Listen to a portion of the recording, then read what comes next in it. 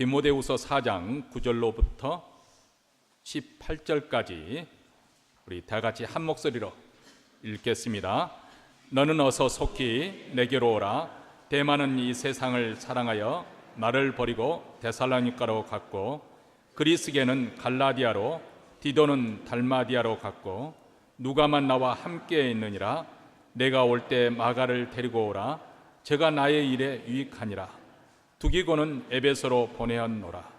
내가 올 때 내가 드로와 가보의 집에 준 겉옷을 가지고 오고, 또 책은 특별히 가죽 종이에 쓴 것을 가져오라. 구리 장색 알렉산더가 내게 해를 많이 보였음에 주께서 그 행한 대로 제게 갚으시리니 저도 저를 주의하라. 제가 우리말을 심히 대적하였느니라. 내가 처음 변명할 때 나와 함께한 자가 하나도 없고 다 나를 버렸으나 저에게 허물을 돌리지 않기를 원하노라. 주께서 내 곁에 서서 나를 강건케 하심은 나로 말미암아 전도의 말씀이 온전히 전파되어 이방인으로 듣게 하려 하심이니 내가 사자의 입에서 건지웠느니라. 주께서 나를 이 모든 악한 일에서 건져내시고 또 그의 천국에 들어가도록 구원하시리니 그에게 영광이 세세 뭉토록 있을지어다. 아멘. 시인 정호승 씨가 지은 수선아에게 라는 제목의 시를 소개해 드리려고 합니다. 울지 마라. 애로우니까 사람이다. 살아간다는 것은 애로움을 견디는 일이다. 공연히 오지 않는 전화를 기다리지 마라. 눈이 오면 눈길을 걸어가고 비가 오면 빗길을 걸어가라. 갈대숲의 가슴 검은 도요새도 너를 보고 있다. 가끔은 하느님도 애로워서 눈물을 흘리신다. 새들이 나뭇가지에 앉아 있는 것도 애로움 때문이고 내가 물가에 앉아 있는 것도 애로움 때문이다. 산 그림자도 애로워서 하루에 한 번씩 마을로 내려온다. 종소리도 애로워서 울려 퍼진다. 이 시를 신앙시여서 소개해 드린 것이 아닙니다. 세상 사람들이 애로움에 대해서 어떻게 대면하고 있는지 그래서 소개해 드리고자 이 시 내용을 생각하면서 올해는 보통 우리가 날씨가 화창하기 때문에 너무 어울리지 않는 시가 아닐까 그런 생각을 했었는데 또 날이 우중충하니까 이제는 화창해졌습니다만 비가 오니까 조금 또 이 시의 내용이 더 마음에 우리 감성을 더 터치하는 것 같습니다. 수선아에게 이렇게 제목을 붙여서 시인의 그 애로움에 대해서 담담히 맞이할 것을 그런 내용의 시를 보는데요.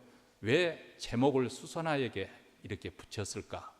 우리가 잘 아는 것처럼 수선아의 성명이 나르키소스라는 것입니다. 이 나르키소스의 유래는 그리스 신화에 나는 나르시스라는 어느 청년 이름에서 유래를 하지요. 나르시스는 어느 날 연못 속에 비친 자기 얼굴의 아름다움에 반해서 그만 물속에 먹지도 않고 그렇게 살다가 빠져 죽었는데 그곳에서 수선화가 피었다고 합니다. 왜 정호승 시는 시 제목을 수선화에게라고 지었을까? 수선화로 하는 것은 이 나르키시스라고 하는 것, 그 의미 자체는 자기를 사랑하는 주의, 이것을 말하는 이런 신화적인 의미에서 이름을 붙인 것이 아니라 너무 애로워서 물속에 비친 자기 모습이라도 보고 싶어서 물가를 떠나지 못하는 그런 상상을 하면서 아마도 수선화라는 그 꽃 이름을 따왔지 않았을까 그런 생각을 해봅니다. 사실 모든 인간은 홀로 태어나서 홀로 죽어야 하는 고독한 존재이지요. 고독이란 누구나 운명적으로 감당해야 될 조건입니다. 그렇지만 이 고독은 때로는 창조와 자기 성찰의 산실이기도 합니다. 인류 역사에서 가장 뛰어난 문학가나 예술가나 또 학자나 종교인들은 이 공통적으로 오랜 고독의 시간 속에서 그들의 창조적인 업적과 또 자기 성찰을 통한 깨달음을 이렇게 이루어냈습니다. 반면에 고독이 주는 고통과 불행도 있습니다.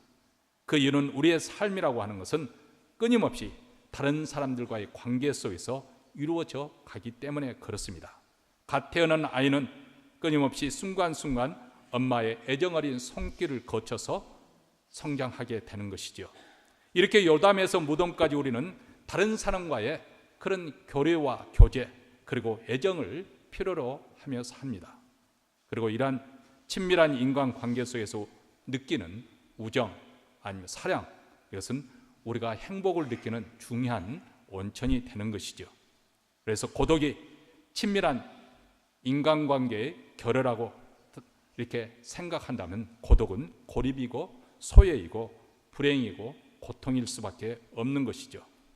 이렇듯이 고독은 우리 인간에게서 창조와 자기 성찰의 산실이 될 수도 있는 것이고, 반대로 소외와 고립을 통해서 애로움의 고통의 원인이 될 수 있다.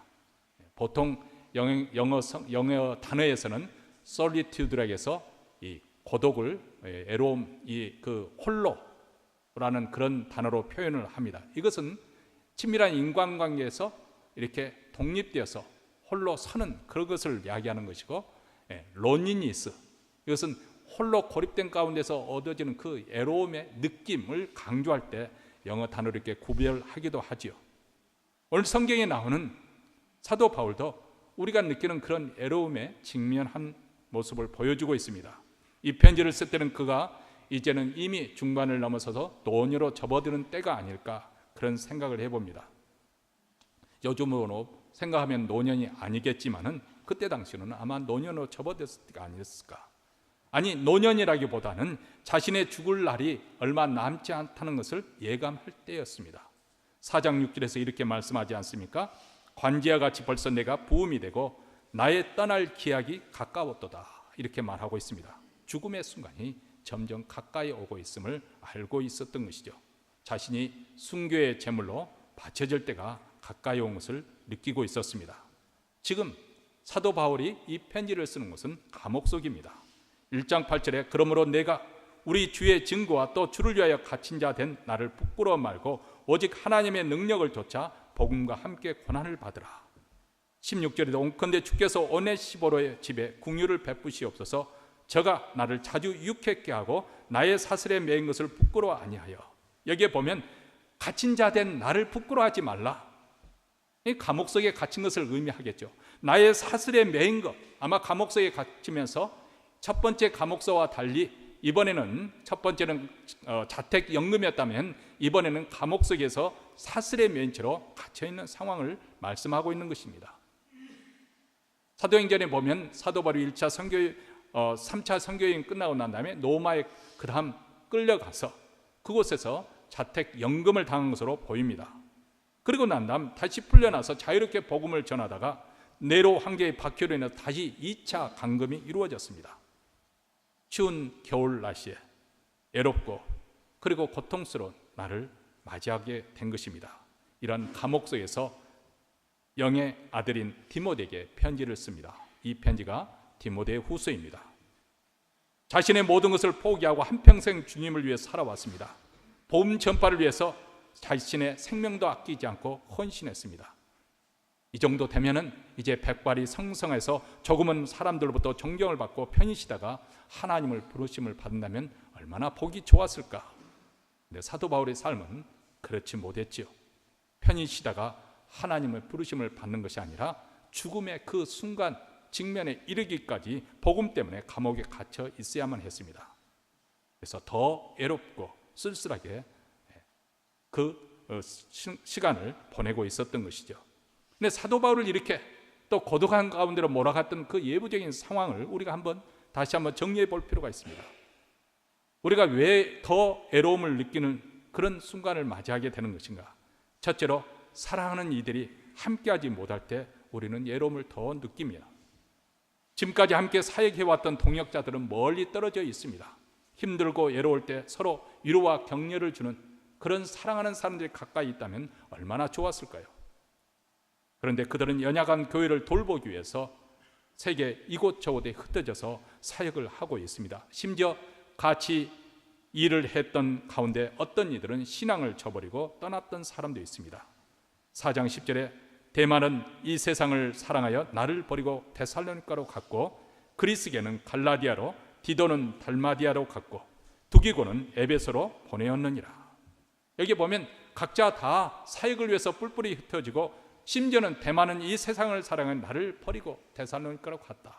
이렇게 쓸쓸한 슬픈 독백을 하고 있습니다. 배고프고 추운 감옥 생활 가운데 사도 바울은 사랑하는 이들을 그리워하면서 뼈저린 애로움을 체험하고 있습니다. 이렇게 우리에게도 사랑하는 자들이 멀리 있을 때 더 우리는 애로움을 느끼게 되는 것이죠. 두 번째는 받았던 상처가 우리를 더욱 애롭게 합니다. 우리가 병석에 누워있을 때 더 뼈저리게 애로움을 느끼는 이유가 여기 있습니다. 사도 바울도 공경에 빠져 있을 때 도와주기는커녕 오히려 괴롭히는 사람이 있었습니다. 구리세공을 하는 알렉산더입니다. 14절 말씀에 구리장색 알렉산더가 내게 해를 많이 보였으며 주께서 그 행한 대로 저에게 갚으시리라. 어떤 주석가에 따르면 구리장색 알렉산더가 사도 바울이 두 번째 체포했을 때 결정적인 밀고자였다고 그렇게 밝히고 있습니다. 그는 바울을 그 사역에 대해서 심히 대적하여 큰 해를 끼쳤습니다. 아주 고통스럽게 몰아넣고 그리고 그를 감옥 속에 집어넣도록 밀고까지 했습니다. 이렇게 원수 대적이 들고 일어나서 우리를 공격할 때 우리는 문득 애로움을 느끼게 되는 거죠. 사랑하는 사람들로부터 배신을 당하고 모함을 받을 때 우리의 애로움이 뼈저리게 느껴집니다. 셋째로 어려움에 처했을 때 누구로부터 도움을 받지 못하는 그런 상황이 우리를 애롭게 합니다. 사도 바울이 재판정에 섰을 때 아무도 그를 변호하기 위해서 함께 서주는 사람이 없었다고 16절에서 말씀을 합니다. 내가 처음 변명할 때 나와 함께한 자가 하나도 없고 다 나를 버렸으나 저에게 허물을 돌리지 않기를 원하노라. 모두 다 나를 버리고 떠난 것이죠. 지금 사도 바울은 홀로 너무나 애롭고 쓸쓸했습니다. 이런 소외감과 이런 애로움에 처한 분들 우리 가운데 많이 있습니다. 사랑하는 이가 세상을 떠나게 되고 또 홀로 내가 병상을 지켜야 될 때 나만 홀로 남았구나. 아무도 나를 도와줄 사람이 없구나. 예전에 어떤 분이 이곳에 이사 오기 전에 있었던 일을 이렇게 이야기해 주는 것을 들은 적이 있습니다. 그곳에서 살 때는 남편 사업이 너무너무 잘 되어서 그래서 아주 큰 집에 그렇게 살게 되었는데 매일 친구들이 북적북적 거리면서 정말 잘 나가는 그런 삶을 살았다고 합니다. 근데 어느 날 남편 사업이 부도나기 시작하니 완전히 삶이 거덜나고 말았습니다. 그러니까 간이라도 뼈줄 듯이 그렇게 날마다 왔다 갔다 했던 그 친구들이 마치 썰물 빠지듯이 빠져나가고 얼씬거리지도 않더라는 것이죠. 오히려 멀리서 친구들이 이렇게 둘러싸여 있는 그 모습을 보면 멀리서 가까이 오지 못하고 멀리서 관망만 했던 그 친구들이 내가 자기가 고통 속에 있을 때, 공경에 빠졌을 때 다가오더라. 그래서 진정한 친구가 내가 어려웠을 때 그 누구인지를 알게 됐다. 그런 간증을 하는 것을 들은 적이 있습니다. 여러분, 세상이란 본래 그렇습니다. 일이 잘 되어 힘이 있다고 여겨질 때 주변에 사람들이 많이 몰려듭니다. 근데 오히려 짐이 된다고 판단이 되면 친구들과 친척들도 등을 돌리고 심지어는 자식들도 싫어합니다. 참 안타까운 일이지만은 그것이 바로 우리 눈앞에 보여지는 현실입니다. 또 그것을 우리가 탓할 수가 없어요. 시대가 달라졌습니다. 이전 우리 부모님 세대 때는 열심히 일을 해서 말 그대로 논밭이라도 팔아가지고 자식들 대학 교육을 위해서 투자를 해서 그렇게 교육을 시켰습니다. 그리고 노후 삶은 자식들도 또 그런 부모를 위해서 또 봉양을 하지요. 그것이 이전 시대 노후 준비가 바로 그런 식으로 이루어졌는데 이제는 시대가 달라졌습니다. 이제는 아주 장수 시대가 되어졌고 그만큼 노후 준비를 하지 않으면 힘든 그런 시대가 되었습니다. 또 자녀들도 대학을 졸업해도 그렇게 쉽게 자리를 잡기도 어려울 뿐더러 집을 살려기에도 엄청나게 집값이 오르기 때문에 학교 론을 갚고 자기 위치를 구축하는 그런 가운데 부모를 돌볼 그런 마음의 여유조차가 없는 그런 시대에 우리가 살고 있습니다. 이거 현실이죠. 성경에 나오는 욥의 부부를 보시기 바랍니다. 그는 동방에서 최고 부자였습니다. 그러나 어느 날 갑자기 모든 재산을 잃어버리고 자식들도 사고로 죽고 욥 자신은 심각한 피부병, 요즘으로 하면 아마 악창 피부 암 정도 됐던 것 같습니다. 이런 비극적인 일이 한꺼번에 일어났을 때 그 부인이 하는 말이 무엇입니까? 당신이 그래도 자기의 순전을 굳게 지키느며 하나님을 욕하고 죽으라, 이렇게 외치지 않습니까? 남편도 이제는 귀찮은 존재고 빨리 죽으면 좋겠다는 것이죠. 예수님도 마찬가지 일을 겪으셨습니다. 예수께서 고난의 십자가를 지사 제자들이 다 도망갔습니다. 마가복음 14장 30절에 50절에 보면 제자들이 다 예수를 버리고 도망하니라, 이렇게 말씀하고 있습니다. 우리가 사는 인생 가운데서 이런 일에 직면하게 되면 어떤 느낌, 어떤 감정을 갖겠습니까? 나는 아무 쓸모가 없구나. 나와 함께 해줄 사람이 아무도 없구나. 나는 인정받지 못하는구나. 나 결국 혼자 남은 거야. 이렇게 자책하게 됩니다.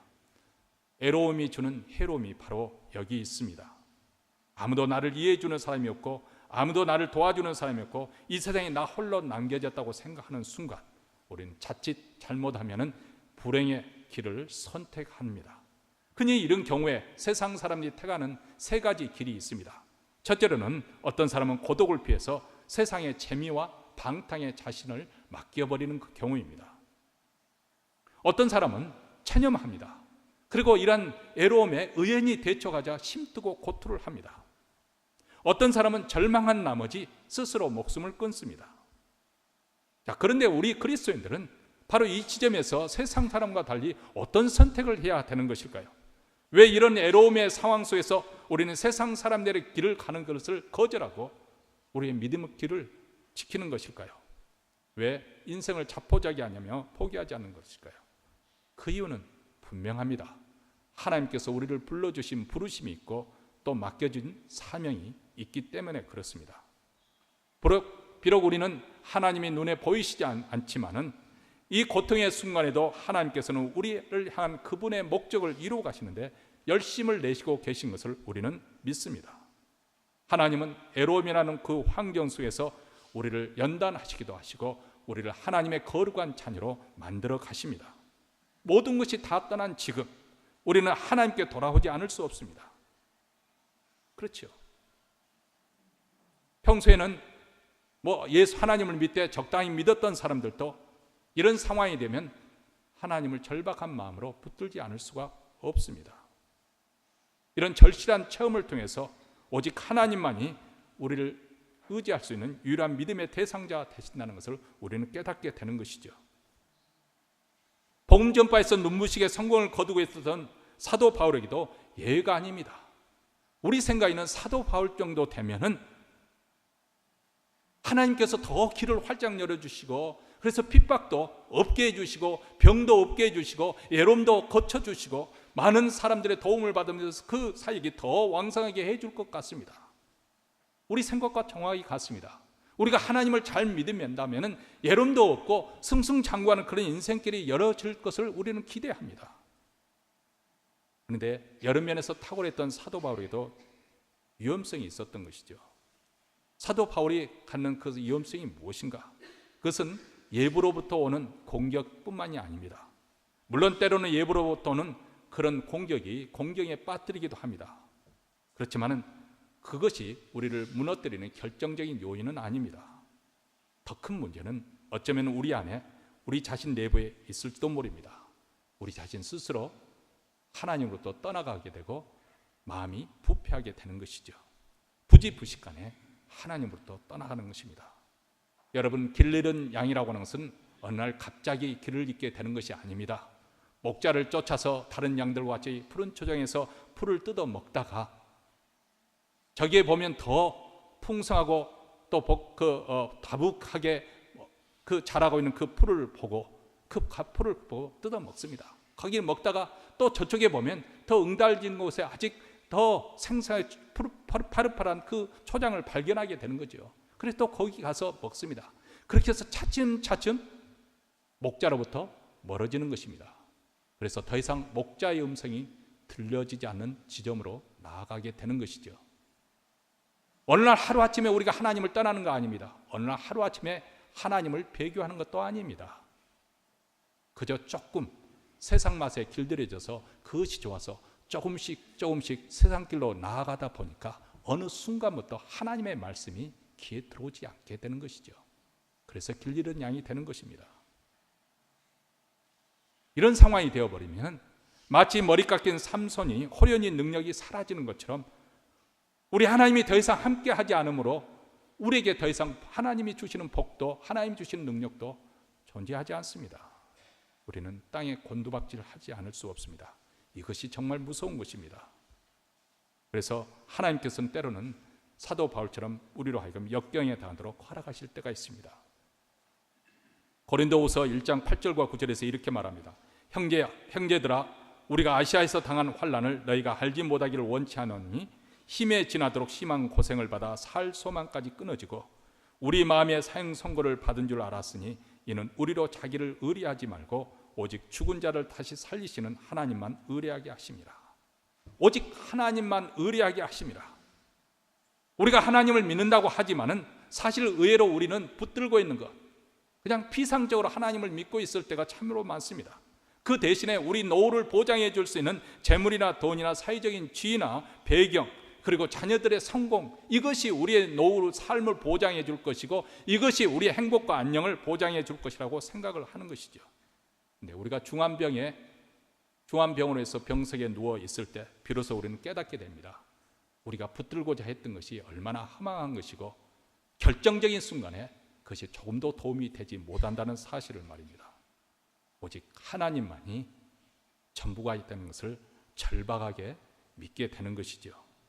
그래서 하나님의 사람들, 모든 위대한 사람들은 다 애로운 환경, 이 고독의 환경 속에서 연단을 받았습니다. 여러분은 하나님의 사람들을 한번 생각해 보십시오. 모세서 광야에서 40년 동안, 다윗도 10년이 넘는 동안에 세례 요한도 사도 바울도 이런 애로움의 학교를 거쳐가야 했음을 볼 수가 있습니다.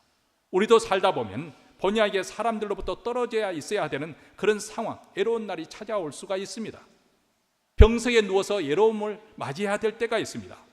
여러분에게 그런 날이 이르렀을 때 우리는 하나님 앞에서 내 자신이 든든히 서는 그런 기회로 삼아야 되겠습니다. 다시 한번 하나님 앞에서 내 자신이 붙들고 있는 것이 무엇인가, 내가 전부가 되어지는 이 하나님을 붙들 수 있는 그런 신앙, 그리고 우리의 인격과 삶이 되도록 되돌아보는 그런 기회가 되어졌. 그래서 우리가 보도 나은 그런 사람의 그리스도인의 모습으로 변화되는, 그래서 하나님 앞에 또 하나님 앞에 설 수 있게 되기를 바랍니다. 우리가 포기하지 않아야 될 또 한 가지 이유가 있는데, 그것은 우리에게 맡겨진 사명을 완수해야 되기 때문에 그렇습니다. 17절 말씀에 주께서 내 곁에 서서 나를 강건케 하시면 나로 말미암아 전도의 말씀이 온전히 전파되어 이방인으로 듣게 하려 하심이니 내가 사자 입에서 건지웠느니라. 나로 말미암아 전도의 말씀이 온전히 전파되어 이방인으로 듣게 하려 하심이니, 우리 하나님께서 노년의 사도 바울을 통해서도, 그것도 감옥 속에서도 우리 하나님께서는 사도 바울이 해야 될 일이 있었다는 것입니다. 어떤 의미에서는 사실 이 사명 때문에 하나님께서는 그가 감옥에 갇히는 것을 허용했을 수도 있습니다. 그것은 무엇입니까? 그가 감옥에 갇히지 않았더라면 만날 일도 없고 또 그들에게 복음을 전파할 기회도 없을 텐데, 그가 감옥에 갇힘을 통해서 로마 황실 시위대, 그 경비대에 있는 군무하는 군인들에게 복음을 전파할 수 있는 기회를 얻게 되었다고 합니다. 참 놀랍지 않습니까? 이것이 바로 하나님께서 일하시는 섭리입니다. 만약 사도 바울이 보통 때처럼 복음을 자유롭게 전했다면 결코 로마 황제 그 황실 속에까지 복음을 전할 기회가 없었을 것입니다. 신분의 차이 때문에. 그런데 감옥에 갇혔을 때 사도 바울에 대한 소문이 퍼졌습니다. 그가 그리스도를 믿는 그 제목 때문에 감옥 속에 갇혔다. 도대체 그가 감옥 속에 갇힐 정도로 자기 목숨을 걸면서 믿은 그 그리스도는 누구인가? 전승에 의할 것 같으면 그렇게 경비대로부터 복음이 전파되기 시작해서 나중에 보면 황제는 국가령을 통해서 기독교를 박멸하고 계속 그렇게 칙령을 내리는데, 자기 부인이, 왕비가, 그리고 자기 자녀들이, 그 친척들의, 가족들의 어느새 기독교인들이 되어 있더라는 것이죠. 이것이 바로 사도 바울의 복음 전파가 감옥 속의 갇힘으로 이루어짐으로 시작된 것입니다. 하나님은 그를 통해서 이방인들이 돌아가기를 원하십니다. 이 사명을 완수하도록 과거에도 하나님께서는 그를 사자의 입에서 건져내셨고 모든 악에서 보호해 주셨을 것입니다. 우리가 하나님께로부터 받은 사명이 있습니다. 내가 이 나이에 병들고 늙어 있고 또 경제력도 없고 이렇게 있는데 무슨 내가 할 일이 있겠습니까? 이제는 죽음을 기다릴 뿐입니다. 혹시 이런 생각을 가지고 인생을 사는 분이 계십니까? 근데 늙고 병들어 있는 몸이라 하도록 하나님께서 여전히 우리가 살아있는 맡겨진 사명이 있습니다. 우리 자신뿐만 아니라 우리 자녀들을 위해서 또 우리 후손들을 위해서 기도하는 것입니다. 하나님의 나라와 교회를 위해서 기도하는 것입니다. 이 일은 몸으로 때우는 일이 아닙니다. 어느 곳에서든지 해야 될 중요한 중차대한 일이고 가장 핵심적인 상황이고 가장 큰 일입니다. 어떤 면에서 우리가 할 수 있는 가장 최소한의 일이기도 하고 가장 중요한 일이기도 합니다. 가장 큰 사명이기도 합니다. 그래서 하나님께서는 아직 하나님을 믿지 않는 우리 자녀들을 위해서 기도하라고 우리를 아직도 여전히 남겨두신 이유일 수도 있습니다. 사도 바울은 그렇다면 이런 환경 속에서 어떻게 이 애로움을 극복하려고 했던 것일까요? 또 실질적으로 이런 애로움 속에 있을 때 우리는 어떻게 이것을 대처하고 극복해 갈 수 있을까요? 첫째로 성도들의 교제가 애로움을 극복하게 합니다. 우선 사랑하는 동역자 디모데에게 어서 속히 오라고 말씀을 하지 않습니까? 너는 속히 내게로 오라 이렇게 부탁을 합니다. 애롭고 고통스러운 바울에게 그 마음을 이해하고 위로해 줄 수 있는 영의 아들 디모데가 필요한 것이죠. 사실 나이가 들면 들수록 우리에게 필요한 사람들이 바로 친구들입니다. 또 같은 신앙생활하는 성도들입니다. 우리 인생께서 사랑하는 사람들이 함께 있어 주는 것, 이것이 얼마나 감사한지 모릅니다. 성도의 교제는 외로움을 극복하게 하는 좋은 방법이 될 수가 있습니다. 여러분 레드우드 스테이트파크나 아니면 세코야 그 내셔널 파크 이런 데 가면 세상에서 가장 큰 나무들이 볼 수 있지 않습니까? 수령이 2500년, 3000년 정도 살고 높이도 100m가 높을 정도 엄청나게 그렇게 크고 우람한 그런 나무를 보게 되는데, 그런데 우리가 이제 또 한 가지 그렇게 크게 놀랄 뿐만 아니라 그 나무가 쓰러져 있는 모습을 또 한 번 놀라게 됩니다. 그 큰 등치에 비해서 뿌리가 깊지 않는 거예요. 그 정도 높이면 아주 뿌리가 깊어야 되는데 뿌리가 옆으로는 조금 퍼져 있지만 그렇게 깊지 않습니다. 근데 어떻게 수천 년 동안 그 폭풍우를 견디면서 살아남을 수 있었을까? 어떻게 쓰러지지 않고 견딜 수 있을까? 그래서 군집을 이루기 때문에 그렇죠. 같은 그 나무들이 서로 군집을 숲을 이루어서 그 비바람을 다 계속 견뎌낼 수 있도록 서로 붙잡아 주는 것입니다. 우리도 마찬가지입니다. 성도의 교제는 바로 이처럼 홀로 가는 것이 아니라 함께 가는 것입니다. 그래서 사도 바울은 우리 신앙생활의 핵심이 성도의 교제가 있음을 이렇게 말씀을 하고 있습니다. 요한일서 1장 3절과 4절입니다. 우리 한 목소리로 같이 읽도록 하겠습니다. 우리가 보고 들은 바를 너희에게도 전함은 너희로 우리와 사귐이 있게 하려 함이니 우리의 사귐은 아버지와 그 아들 예수 그리스도와 함께 함이라. 우리가 이것을 쓰면 우리의 기쁨이 충만케 하려 함이라. 교회는 본질적으로 사귐의 공동체, 교제의 공동체입니다. 그런데 이 성도들의 공동체는 세상 개모임과 다르고 술친구들과 다른 그런 또 다른 차원의 그런 모임이라는 것이죠. 그 이유는 하나님과의 사귐이 전제하기 때문에 하나님과 예수 그리스도께서 함께하는 그런 사귐의 공동체이기 때문에 그렇습니다. 우리 주 예수 그리스도 그분을 보고 듣고 만진 말을 성도들과 함께 나눈, 성도들 간에 이루어지는 이런 사귐을 통해서 우리는 하나님을 더 잘 알 수 있게 되고 하나님과 더 풍성한 생명의 교제 속에 들어갈 수가 있습니다. 여기에 우리의 영혼의 소생함을 얻고 우리 신앙이 성장하고 인격이 성숙해지고 우리 믿음이 견고해집니다. 이 부분을 제가 일부 예배 때 설교하다가 좀 짓궂은 생각이 들어서, 그러니 여러분의 목사를 너무 미워하지 마십시오. 그랬더니 어느 분이 한 분 여기 앉으셨던 분이 목사님 우리 목사님 미워하지 않아요. 그렇게 답변을 하시더라고요. 여러분들이 병석에 누워있을 때 여러분의 자식들이 올 수도 있지만은 여러분의 자식들이 다 미국 전역에 흩어져 있고요. 여러분의 친척들과 가족들은 한국에 있다면 누가 달려오겠습니까? 여러분의 목장 식구들이. 여러분들의 교우들이, 그리고 제가 또 제 아내와 함께 찾아가지요. 여러분들이 공경 속에서 누가 여러분을 위해서 기도해 줍니까? 여러분의 목사가, 그리고 부인과 제 아내와 함께 여러분 가정을 위해서 함께 공감해 주고 같이 위해서 기도해 주죠. 여러분 목장 모임을 소중하게 여기십시오. 어느 분이 그런 말을 잠깐 한 것을 이야기 들었어요. 좀 조심스럽긴 하지만 우리 교회 성도분이 아니시니까. 그분이 이제 초상을 그 가정에 만났을 때, 그런데 만났는데 굉장히 기대하는 것이 많대요. 뭐 교회에서 어떻게 해줄 거다 그런 기대감을 가지고 뭐 어떻게 했다는 그런 이야기를 하는 것을 들었습니다. 그런데 덧붙여서 말하기를, 그 사람이 얼마나 평소에 인색한 삶을 살았는지 그것을 말씀해 주는 거예요. 그래서 제가 한마디 했죠. 뿌린 것이 없는데 어떻게 거두겠습니까? 하나님께서 이 세상을 살아갈 때 우리가 영적인 법칙만 가지고 살아가는 것이 아닙니다. 이 세상 법칙에 자연 법칙이라는 게 있어요. 농사를 지으면 많이 뿌려야, 또 열심히 수고를 해야 가을에 많이 거둬들이는 것입니다. 이것은 하나님의 또 다른 세상 법칙에 두신 법칙이에요. 사랑과의 관계도 마찬가지입니다. 평소에 여러분이 얼마만큼 사랑하는 교우들을 위해서, 이웃들을 위해서 후하게 살았는가? 여러분이 뿌린 만큼 거둬들이게 되어 있는 것이죠. 물론 우리 교회에서는 그것을 뛰어넘어서 그리스도의 사랑으로 더 풍성하게 베풀겠지만은, 그러나 우리 개인의 삶에도 마찬가지예요.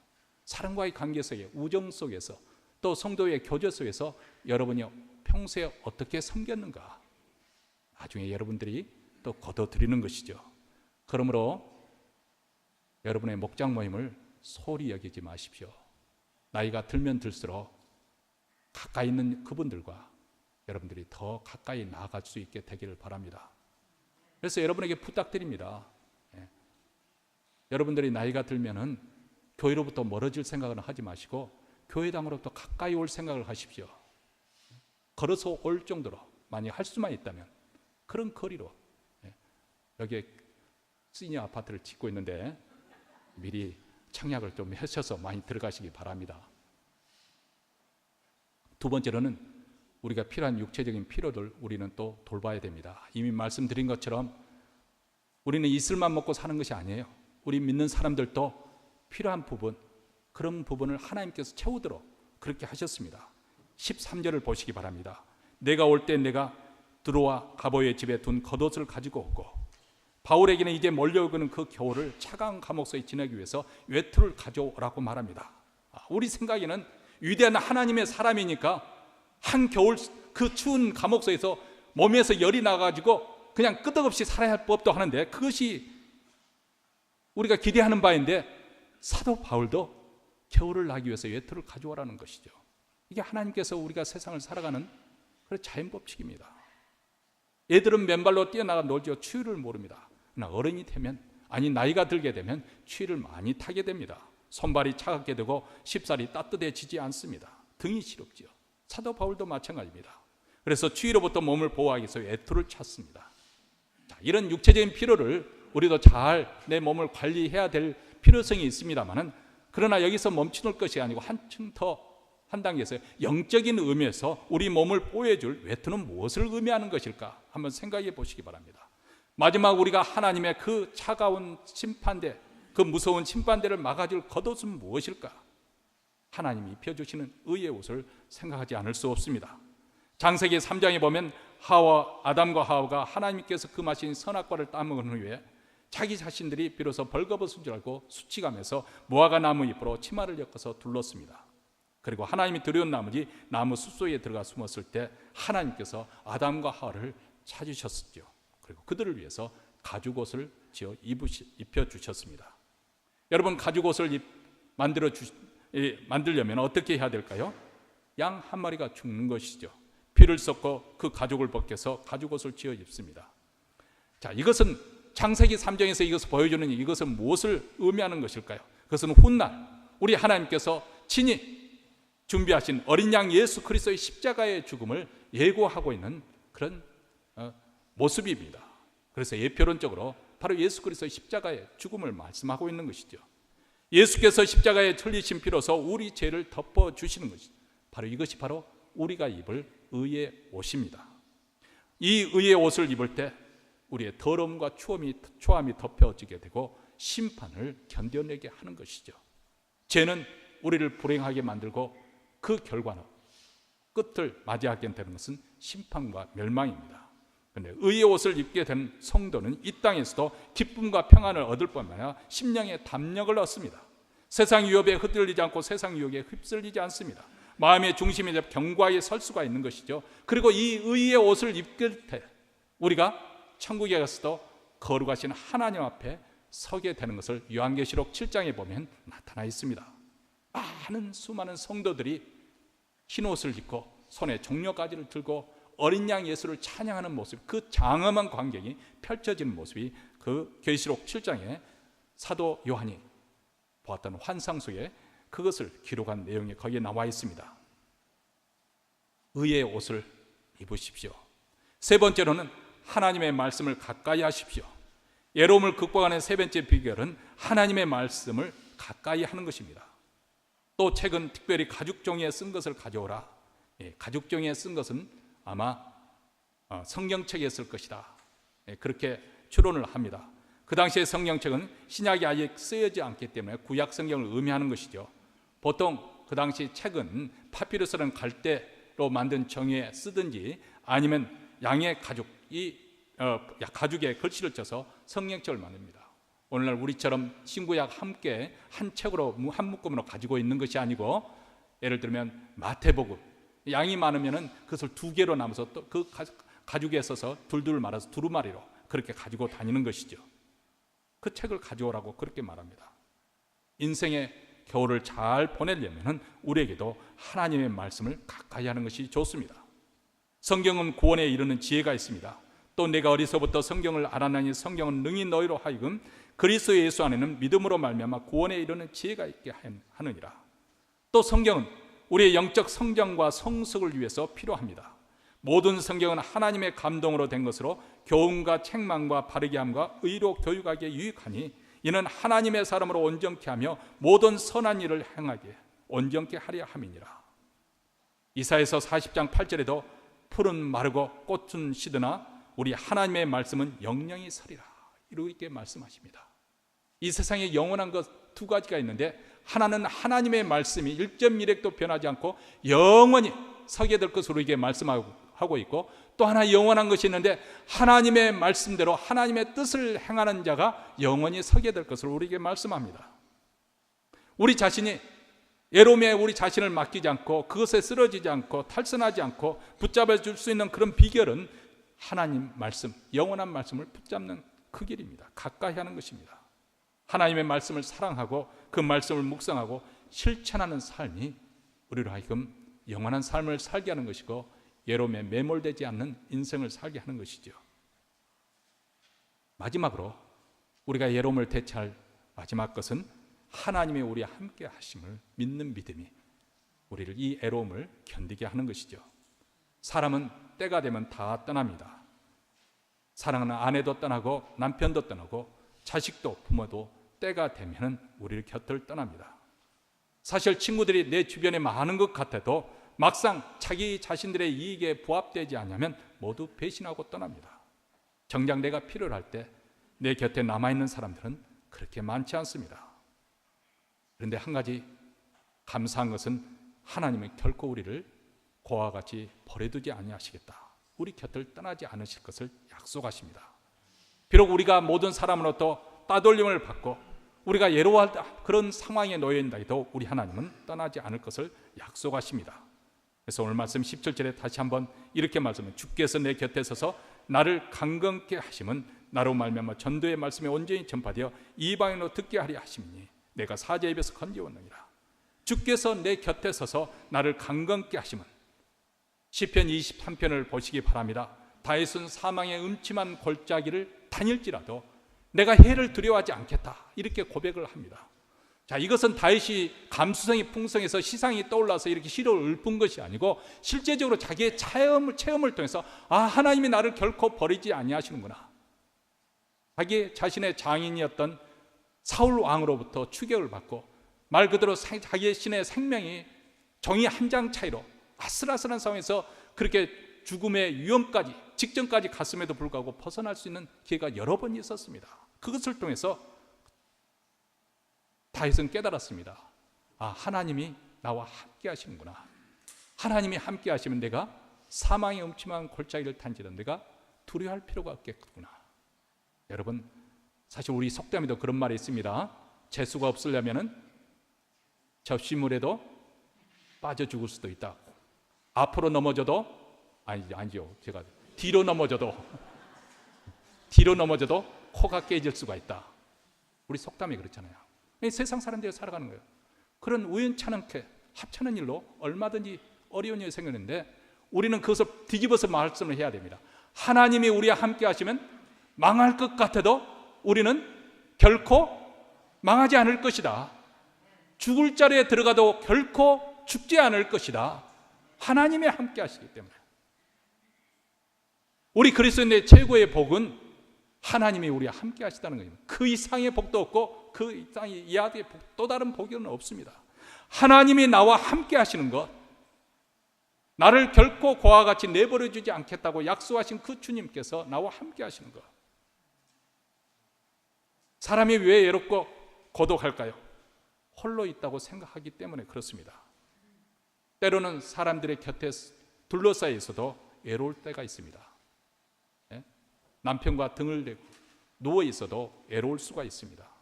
왜냐하면 나를 이해해 줄 사람이 없기 때문에 그렇습니다. 남편에게 너무 많이 기대하지 마세요. 남편은 남의 편입니다. 남의 편이에요. 내 편 아니에요. 그냥 그런 일이 나면 속상하면은 그러려니 하고 받아들여야지. 그때그때만 바가지를 긁어봐야 관계만 더 나빠집니다. 그런데 제 선배 목사님이 그런 말을 하더라고요. 이렇게 이런 이야기를 나누면서 하니까 어이구 철이 들면 죽는다는데 너무 빨리 철들지 말게 농담으로 그렇게 말해요. 다시 말하면 남편이 철들기가 쉽지가 않다는 거죠. 뭐 그렇게 살라는 거다. 남편들은 그렇게 살아도 되겠구나. 제가 그 말씀을 들려고 한 것도 아닙니다. 부인들이 조금 이해하는 마음을 가지고 넉넉한 마음으로 받아들이시라는 것을 말씀드리는 것이죠. 우리 남편들은 분발해야겠지요. 나의 아픔과 고통을 아무도 받아주지 않고 이해해주지 못할 때, 이때 우리는 진한 슬픔을 느끼고 외로움을 느끼는 것이죠. 그런데 하나님께서는 우리를 찾아서 우리의 모습으로 우리의 형상에 따라서 이 땅에 오셨습니다. 그분은 우리의 아픔과 슬픔과 고통과 외로움을 친히 겪으셨습니다.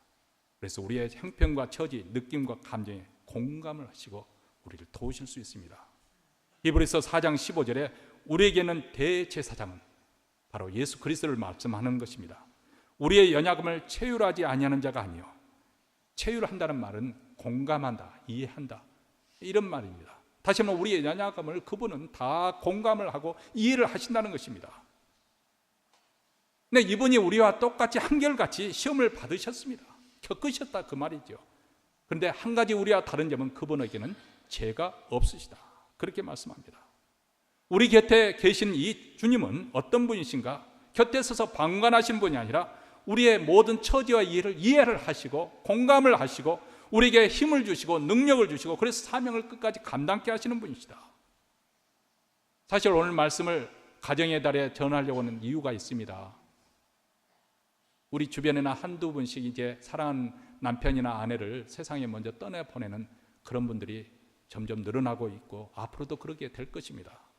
또 많은 분들이 병석에 계시고, 그래서 이런 분들이 겪으실 그런 애로움을 생각하면서 말씀을 준비해 보았습니다. 사랑하는 이를 먼저 세상에 떠나보내고 이제 나 홀로 남았다는 이 생각에 애로움과 힘겹게 싸우고 있는 그분들 기억하시기 바랍니다. 우리 곁에 하나님이 항상 함께 하십니다. 바울과 함께 하셨던 하나님이 오늘 또 우리와 함께 하십니다. 오늘의 고통이 아무리 심각하고 오늘의 방황이 아무리 어렵고 오늘의 좌절이 아무리 눈물겹다 할지라도 우리 하나님은 결코 떠나지 않으시다면 우리가 무엇을 두려워하겠습니까? 우리는 홀로가 아닙니다. 우리 주님께서 약속해 주십니다. 볼지어다 내가 세상 끝날까지 너희와 항상 함께 있으리라. 오늘 말씀을 맺으면서 우리 자신에게 스스로 묻습니다. 외로운 날이 찾아올 때, 공고한 날이 찾아올 때 여러분은 어떻게 이것을 맞이하십니까? 어떻게 대처하시렵니까? 성도들과의 사귐을 깊게 풍성하게 하십시오. 그리고 자기 자신의 몸을 잘 관리하면서 육체의 필요를 채우십시오. 그리고 하나님의 말씀을 그 어느 때보다 더 가까이 하십시오. 하나님이 우리와 함께 하심을 확신하십시오.